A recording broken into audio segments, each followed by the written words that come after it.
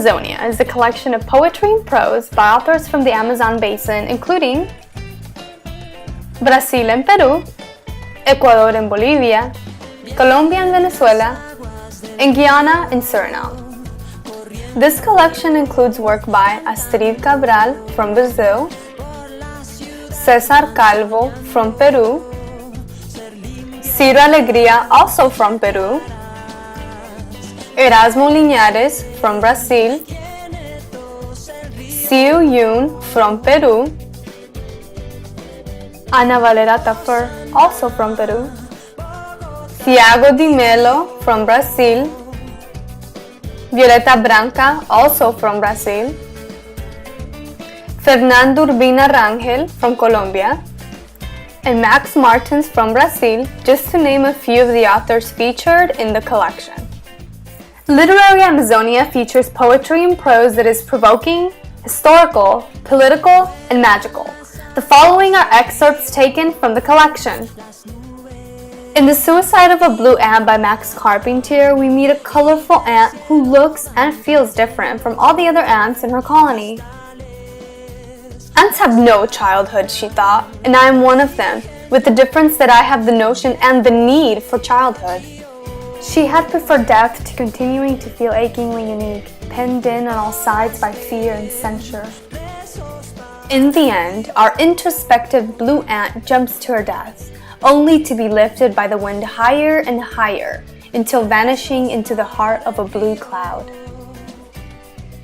In The Story of a Bean by Astrid Cabral, the reader meets a young bean who dreams of taking root and growing toward the sun. What a silly bean! To want to turn the whole place into a field of beans. But soon he realized how tough life was for a young bean, and he began questioning his survival. It was as if his life just repeated itself and he never died, but instead became incarnated into one period after another, carrying with him the experience of the species.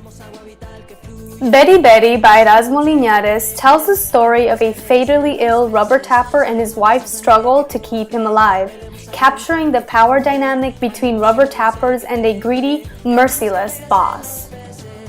The Call by Ciro Alegria captures the endearing and ironic relationship between Requena, a jaguar hunter, and Regia, a young female jaguar. The Cripple by Benjamin Sanchez tells the story of an unfortunate fisherman and blast fishing, which is the dangerous fishing practice of using dynamite. The miracle is in the eyes that see, not what is seen. This is what legendary chieftain and sacred shaman Inomojo tells the reader in The Three Halves of Inomojo by César Calvo. Inomojo was the son of a rubber collector and was kidnapped by the Amawaka people, and later helped to lead an armed revolution that freed the Amawaka people from rubber collectors. The editor of Literary Amazonia, Nicomedes Suarez Arauz, is also the founder for the Center for Amazonian Literature and Culture. The center seeks to collect and promote the writings of Amazonian writers. Suarez Arauz argues that Amazonian literature has a patria, and that this patria is made up of territories of several countries with a social and cultural commonality.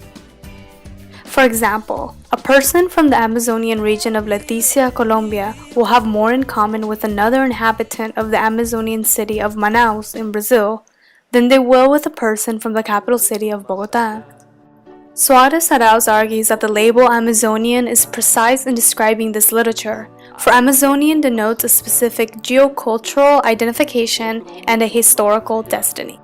Like all regional literature, that of Amazonia began centered on the motifs and themes suggested by its natural and social environment.